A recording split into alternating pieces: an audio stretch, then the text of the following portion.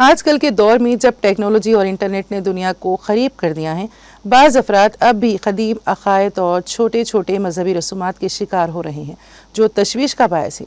ایسا ہی واقعہ ہفتے کو جگتیال کے شہر میں دھارو کیمپ سرکاری اسکول میں پیش آیا۔ دسہرہ کی تعطیلات کے اختتام پر جیسے ہی اسکول دوبارہ کھلا، اسکول کی ورانڈے میں بعض افراد کی جانب سے بتائی گئی رنگولی، ہلدی اور کمکم کے ساتھ ساتھ دیپ جلانے سے طلبہ اور اساتذہ میں خوف اور بے چینی پھیل گئی۔ کمپیوٹر کے دور میں بھی اس اسکول میں ایسے واقعات کے لیے جگہ بن رہے ہیں جو تشویش کی بات ہے۔